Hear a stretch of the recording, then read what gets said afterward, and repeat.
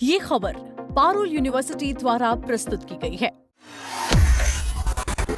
लद्दाख के जिस शख्स की जिंदगी से इंस्पायर होकर 3 इडियट्स फिल्म का फुंगसुक वांगडू कैरेक्टर बना था, वही सोनम वांगचुक आज दिल्ली के सफदरजंग अस्पताल में है और अभी भी उनका अनशन जारी है।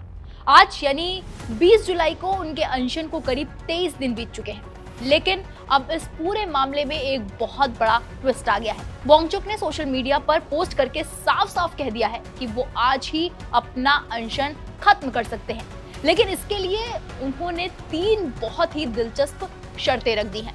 क्या है वो शर्तें, वो दिल्ली में क्यों है और आखिर पुलिस ने उन्हें अस्पताल में क्यों रखा है? आज की वीडियो में हम समझेंगे कि ये पूरा मामला आखिर है क्या।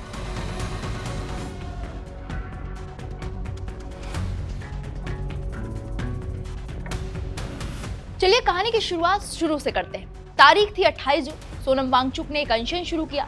अब आपके मन में सवाल आएगा कि लद्दाख के पानी और पर्यावरण की बात करने वाले वांगचुक इस बार किस बात पर अड़े हुए हैं? इस बार उनका मुद्दा लद्दाख नहीं बल्कि पूरे देश के छात्र और एजुकेशन व्यवस्था है। पिछले कुछ समय में आपने देश में पेपर लीक, एग्जाम कैंसिलेशन और शिक्षा व्यवस्था को लेकर कई खबरें सुनी होंगी। बस इसी मुद्दे को लेकर वांगचुक ने मोर्चा खोल दिया है। उनकी 3 मांग है। पहली, हमारी शिक्षा व्यवस्था में जो कमियां हैं, जो फेलियर्स हैं, उन्हें सुधारा जाए। दूसरी, पेपर लीक जैसे मामलों में सख्त जवाबदेही तय हो ताकि बच्चों का भविष्य खराब ना हो। और तीसरी, शिक्षा से जुड़े इन गंभीर मुद्दों पर संसद में खुलकर चर्चा हो। इसी मांग को लेकर वो 28 जून से बिना कुछ खाए पिए बैठे हुए हैं। अब बात करते हैं कि वो दिल्ली कैसे पहुंचे और अभी कहाँ हैं।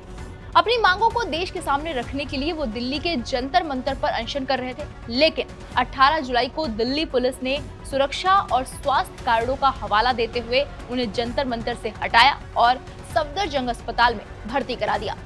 अस्पताल में होने के बाद सोनम वांगचुक ने दिल्ली हाईकोर्ट का दरवाजा भी खटखटाया। उन्होंने कोर्ट से रिक्वेस्ट की कि उन्हें किसी दूसरे अस्पताल में शिफ्ट होने की इजाजत दी जाए, लेकिन हाई कोर्ट ने इस मामले में उन्हें राहत देने से इनकार कर दिया और कहा कि अस्पताल प्रशासन उनकी सेहत का ख्याल रख रहा है। दूसरी तरफ वांगचुक का आरोप है कि उन्हें अस्पताल में एक तरह से अवैध रूप से रोककर यानी कि डिटेन रखा गया है, जहां से वो अपनी मर्जी से कहीं आ जा नहीं पा रहे हैं, ना ही खुलकर लोगों से बात कर पा रहे हैं। हालांकि प्रशासन का कहना है कि ये सब उनकी सुरक्षा और मेडिकल केयर के लिए किया जा रहा है। अब आते हैं आज की सबसे बड़ी खबर पर। आज संसद का मानसून सत्र यानी पार्लियामेंट मॉनसून सेशन शुरू हो रहा है और ठीक आज ही के दिन वांगचुक की लीडरशिप वाली सीजेपी यानी कॉकरोच जनता पार्टी ने संसद चलो मार्च का ऐलान किया है। यानी वो अस्पताल से निकलकर सीधे संसद की तरफ बढ़ने की तैयारी में है। इस मार्च की वजह से दिल्ली में सुरक्षा व्यवस्था बिल्कुल टाइट है। संसद और उसके आसपास के पूरे इलाके को हाई सिक्योरिटी जोन बना दिया गया है। दिल्ली पुलिस और पैरामिलिट्री फोर्स के सैकड़ों जवान तैनात हैं। जगह जगह बैरिकेड्स लगा दिए गए हैं ताकि कानून व्यवस्था बनी रहे। इसी गहमा गहमी के बीच वांगचुक ने अस्पताल से एक ताजा पोस्ट किया। उन्होंने कहा कि अगर मेरी 3 शर्तों में से कोई भी एक शर्त मान ली जाती है तो मैं आज यानी कि 20 जुलाई को ही अपना अनशन तोड़ दूंगा। तो चलिए एक एक करके उन 3 शर्तों को समझते हैं जो वांगचुक ने सरकार और नेताओं के सामने रखी है। पहली शर्त है, केंद्र सरकार हाल के सालों में शिक्षा व्यवस्था में जो भी कमियां रही हैं या जो पेपर लीक जैसी घटनाएं हुई हैं, उसकी जिम्मेदारी स्वीकार करे और सुधार का भरोसा दे। दूसरी शर्त यह है, अगर वांगचुक और उनके साथी मार्च करते हुए संसद के दरवाजे तक पहुंचते हैं तो वहां अलग अलग राजनीतिक दलों के सांसद और नेता आकर उन्हें ये पक्का भरोसा दे कि वो इस बार संसद के अंदर शिक्षा सुधार और पेपर लीक के मुद्दे को मजबूती से उठाएंगे। और तीसरी शर्त यह है, मान लीजिए कि हेल्थ खराब होने की वजह से या पुलिस सिक्योरिटी की वजह से वांगचुक संसद तक नहीं पहुंच पाते हैं तो विभिन्न पार्टियों के सांसद खुद सफदरजंग अस्पताल आए। वो अस्पताल आकर वांगचुक को आश्वासन दे कि देश के बच्चों के भविष्य और शिक्षा से जुड़े इन मुद्दों पर संसद में चर्चा की जाएगी।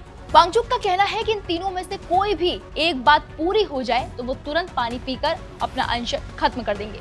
तो ये है पूरा मामला। एक तरफ देश की संसद का सत्र शुरू हो रहा है जहां सुरक्षा बनाए रखना प्रशासन की जिम्मेदारी है।